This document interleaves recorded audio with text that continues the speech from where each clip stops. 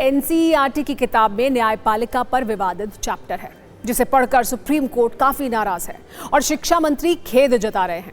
ये कह रहे हैं कि मिलॉर्ड, हम न्यायपालिका को विश्वास दिलाते हैं आगे इस तरह की गलती नहीं होगी, लेकिन सुप्रीम कोर्ट कह रहा है कि माफी काफी नहीं है। दरअसल एनसीईआरटी ने 8वीं क्लास की कोर्स बुक में न्यायपालिका में भ्रष्टाचार वाला चैप्टर जोड़ा था। इसमें भ्रष्टाचार और कोर्ट में लंबित मामलों को काफी हाईलाइट किया गया था, जिस पर सीजेआई सूर्यकांत की नजर ठहर गई।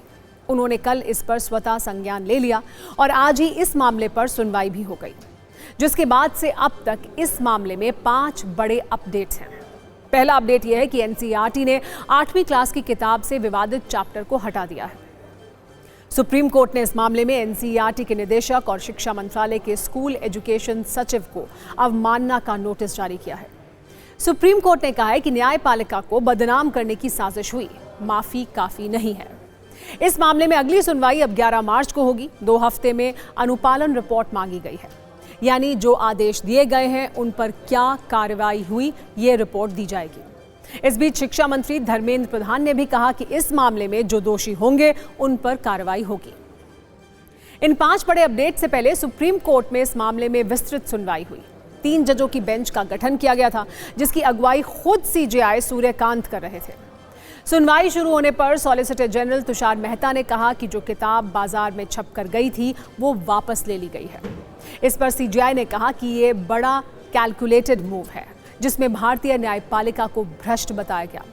इस पर जस्टिस बागची ने कहा कि डिजिटल युग में एक किताब की हजारों प्रतियां बन गई होंगी।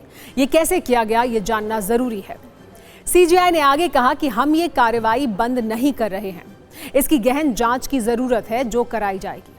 इस पर एसजी ने कहा कि बिल्कुल सही है, जो किया गया है उसकी भरपाई आपके मुताबिक ही होनी चाहिए।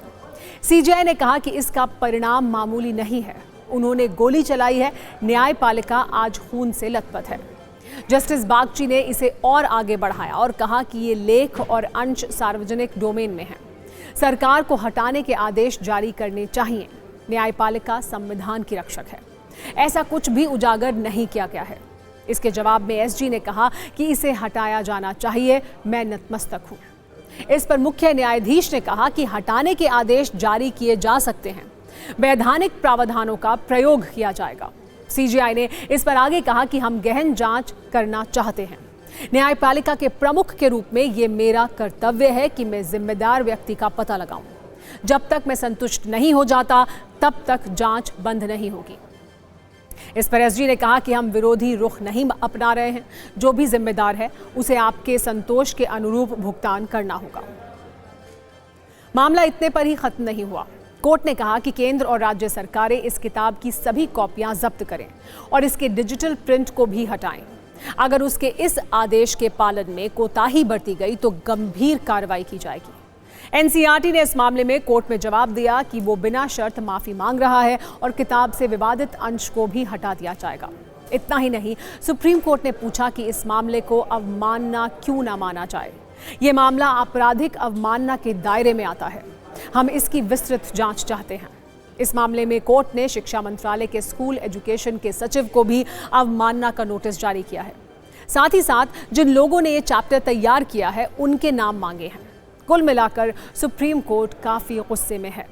हालांकि आज शिक्षा मंत्रालय की तरफ से सॉलिसिटर जनरल तुषार मेहता ने सुप्रीम कोर्ट में बिना शर्त माफी मांगी।